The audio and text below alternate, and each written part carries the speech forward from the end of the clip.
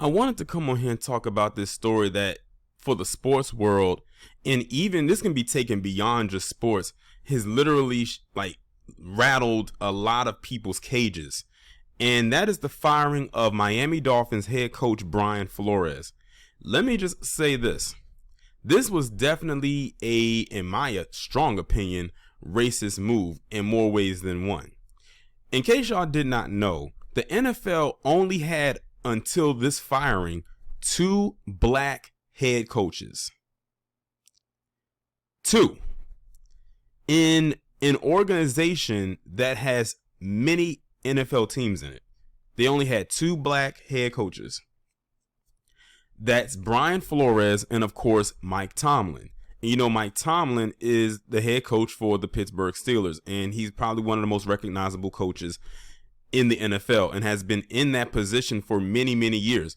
But I think Mike Tomlin might be on his way out. Like, I think he's close to retiring from coaching and, you know, doing all that he can with the Steelers. He's had multiple Super Bowl appearances and wins and playoff appearances as well. And, you know, of course, they're in the playoffs right now.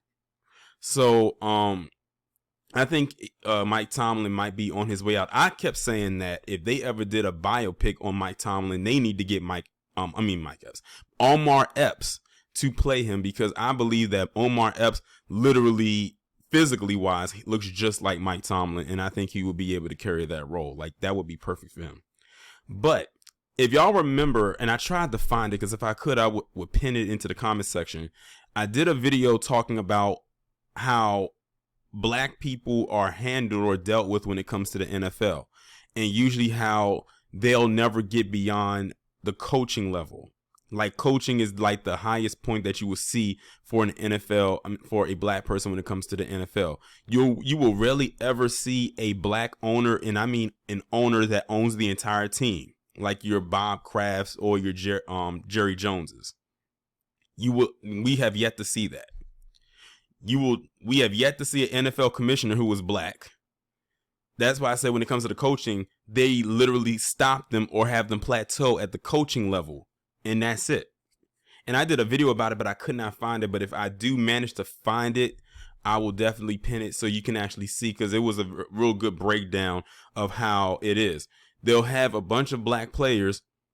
You might have some people working in the office, like in a boardroom. And then, of course, you'll get a couple, and I do mean a sprinkle of black coaches. And that's as far as they'll go. They really never go beyond that point. So now that I've gotten that out of the way, let's talk about Brian Flores. Brian Flores has been with the Dolphins organization for, I want to say 3 seasons. I could be wrong. I'm going to read the article, but I just wanted to give my little context behind it. He's been with the Dolphins for about 3 seasons. And, you know, the Dolphins was a slack team. And there's a reason why they call them the poverty franchise. Like, they literally gave this team the title of the poverty franchise because they constantly do things with this team that they rarely ever do with other teams. And it's like the Dolphins, I don't think they can get back to the glory days of like a Dan Marino. And I'm going to be honest, when I did watch the NFL, the Dolphins was my team. And the crazy story about it, the reason why I like the Dolphins is because I like the movie Ace Ventura, Pet Detective. So if y'all seen that movie, y'all know the connection. You know, Ace Ventura trying to find the dolphin that was named Snowflake. They had Dan Marino in there. And I watched the movie so many times to the point where I said, you know what? I want to be a Dolphins fan. And it's crazy considering where I'm from. And, you know, when you're from where I'm from, everyone expects you to be a Redskins or now Washington football team fan. So it caught a lot of people off guard, and it is what it is. And ironically, it was crazy. I had a roommate when I was in college who was a Dolphins fan as well. And this person was from New Jersey. So you expect them to be like a Giants fan or a Jets fan or some New York team, because, you know, New Jersey doesn't have a football team. So, and ironically, the Giants used to play in New Jersey. Go figure, right on that border before you cross into New York. So there, that was my little journey. But then once everything started to happen with Colin Kaepernick and stuff like that, I kind of fell back from the NFL. And I have a feeling this right here might have people falling back from the NFL as well. Because when this news got out that this man was fired by the organization after he did what he did with this losing team and brought them back, and it'll explain it in the article, people were shocked. And I'm talking about not just people who were fans of Miami. I'm talking about people who were fans of the NFL, period. You had people from all walks of life that were questioning, what the hell is Miami doing? Like, why did y'all fire this man? And I already told you what I believe what it is.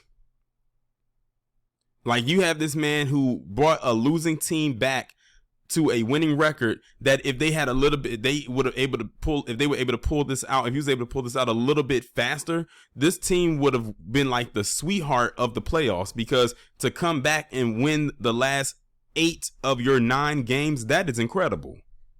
Unfortunately, because of how the NFL rules are set up, they did not make the playoffs. But if they had won maybe like 1 or 2 more games, they probably would have been able to squeeze a spot in.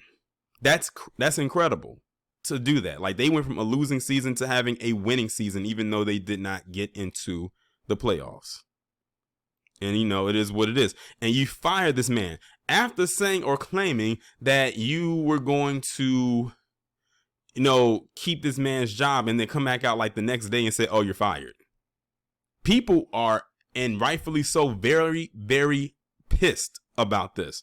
Now a lot of people are saying, well, he's going to have a job ASAP, immediately, because people saw his work ethic and what he did with this team. He's probably going to get a coaching position on another team. And while that's all good and well, that's besides the point. He should have never been fired. It's not like he was a losing coach. He was a winning coach. Like, he was able to bring this team back. And now what's going to end up happening is they're going to bring in a white coach, most likely, to come and piggyback off of this man's success. This is something that happens quite often outside of the NFL, and even in some other sporting avenues, such as the NBA.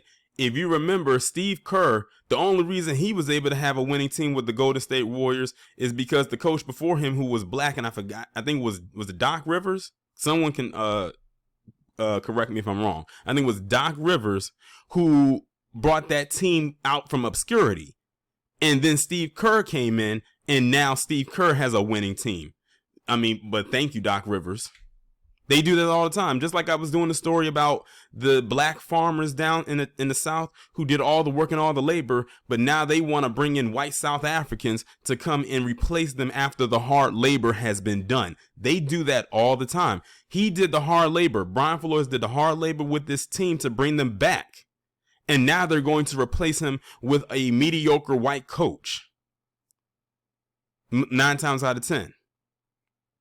And I was looking at some other names too. Y'all got to forgive me. Like I said, I haven't really been watching NFL like that. But they said it was another coach named Joe Judge and another coach. And they were saying, wait a minute. So you fire this guy, but these 2 get to stay. And of course, 2 white mediocre coaches.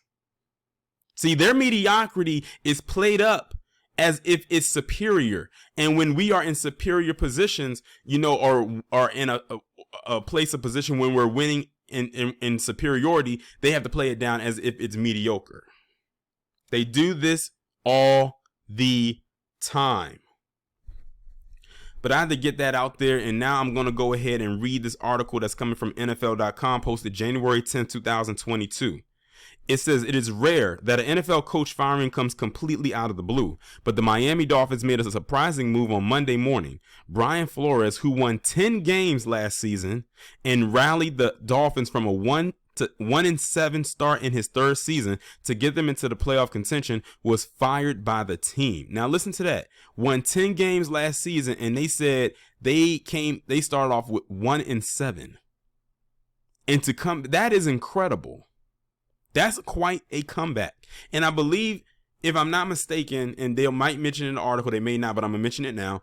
I believe he wasn't that far behind Bill Belichick, who of course we know is with the Patriots, and it's another team as well. Like, they were behind 2 top teams to the point where he was starting to rival the Patriots. That's crazy. I'm going to read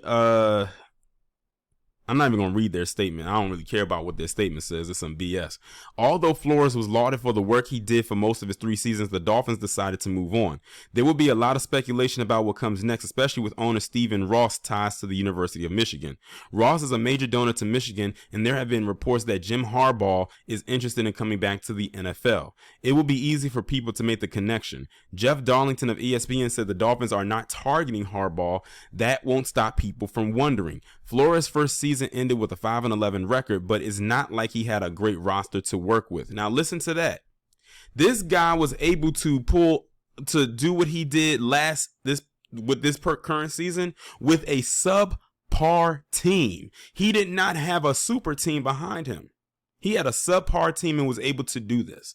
Basically, what it screams to me is that this guy was about to really bring Miami all the way to the top, which means if he was able to still be coach going into the next season, Miami probably would have been going through these other teams like a bulldozer.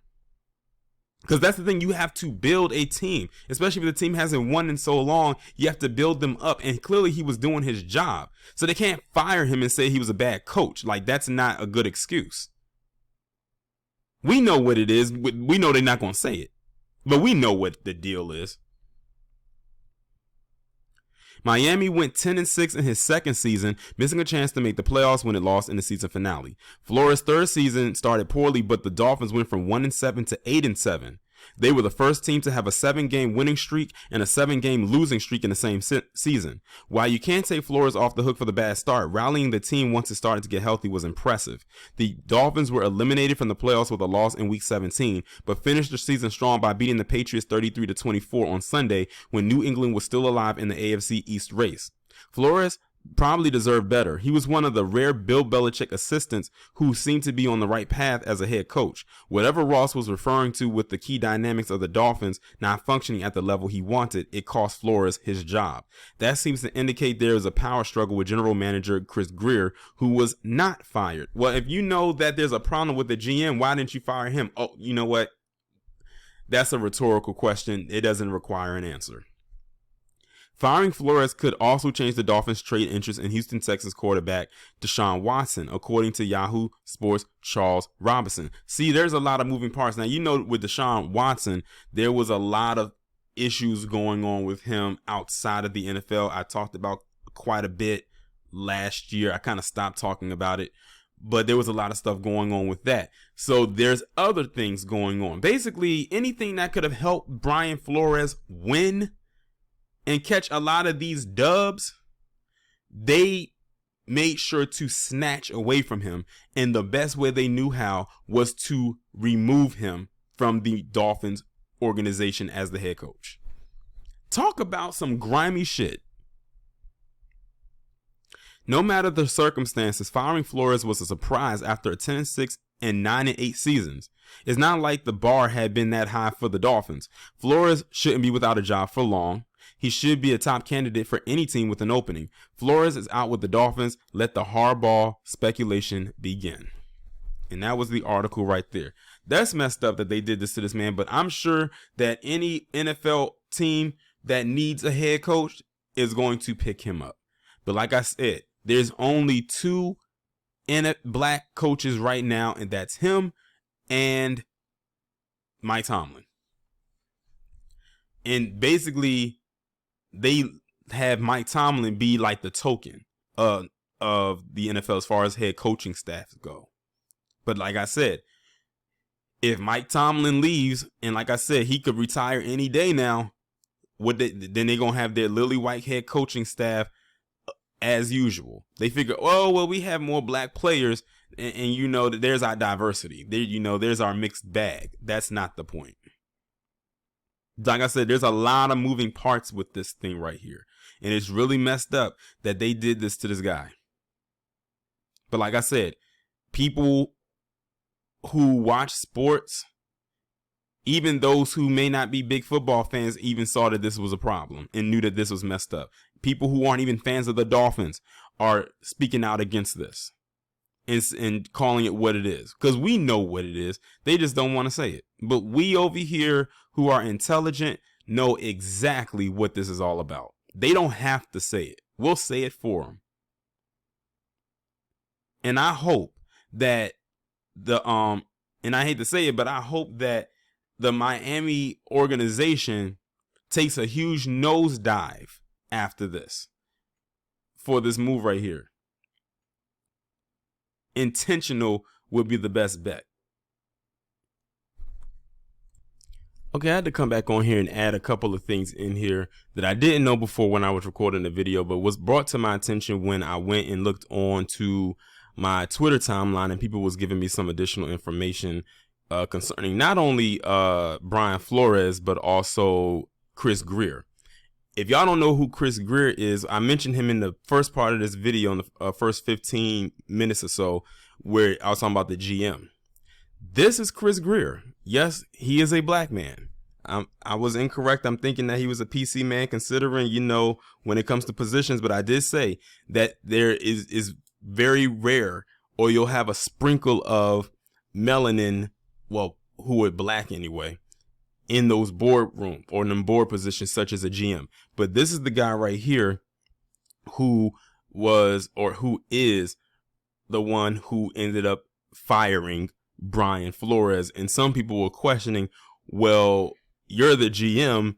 If anything, you should have been the one to leave. But I guess they figure it's easier to fire the coach than it is to fire a GM, because they can always get a new coach. Like it's nothing. It's like picking a card out the deck. But when it comes to a GM, they got to be real selective when that happens. So here it is. This is Chris Grier, the one who ended up firing Brian Flores. Now I have to go back to Brian Flores, and I have to insert this in here because I would feel some type of way about myself if I didn't add this in, based on a lot of the comments that I did receive from people who follow me on social media, well, Twitter anyway, because this is where I posted the story at, about who Brian Flores is. People were informing me that, well, one, he is Honduran, from Honduras.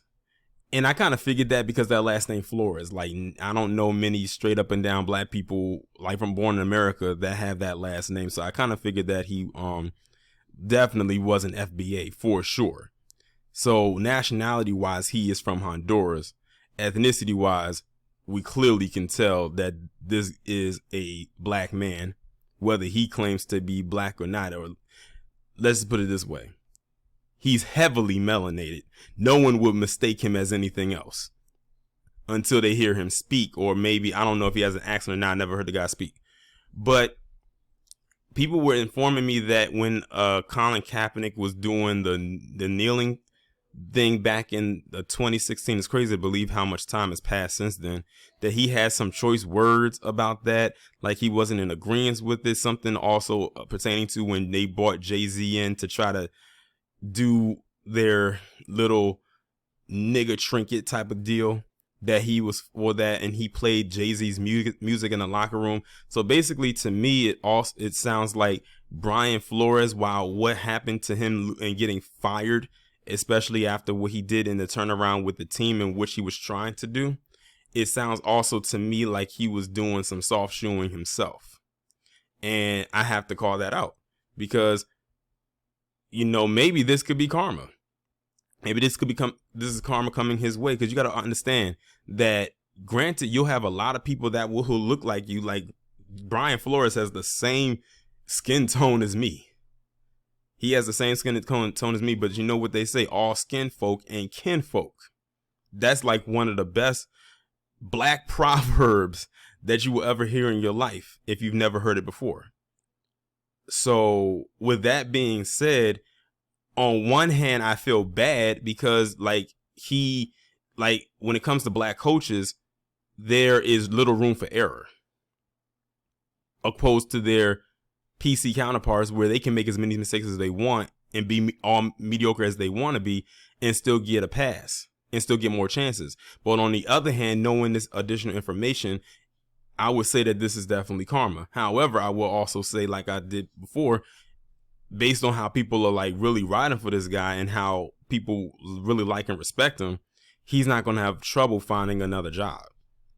He's probably going to get picked up probably somewhere else to be on someone else's coaching staff. Now, whether he be head coach is another story. he might be an assistant coach or something like that, or they may keep him in Miami. I don't know. Well, they said they let him go, so as far as I'm concerned, he's not still in Miami, because they said the Miami organization let him go, so he obviously he's not there. They didn't say he got demoted. They just said they let him go. So it's a strong chance he'll probably get picked up by another team for going into the 2022-2023 season, considering how they saw his performances, of his players, increase towards the tail end of this season, because that was a kind of a crazy turnaround. But I just had to come on here and throw this piece in here because, like I said, I would feel some type of way if I did not do that. But I still stand on by what I said on the previous parts of this video in the first 15 or so minutes, that when it comes to black coaches and stuff and things like that, there's no room for error. If you mess up even once, now it's like your warning. You mess up again, you're gone. But like I said, they have all the black coaches do all the hard work and the labor and the build up, and then they'll get rid of them, and then they'll bring someone PC in to just basically continue on with what's already having been built. And I said that applies in and outside of sports, no matter what realm of sports it is, whether it's basketball, football. I can't really call it on baseball, because I really don't follow baseball like that, but I'll definitely say basketball and football for sure. But that's pretty much all I have for the story.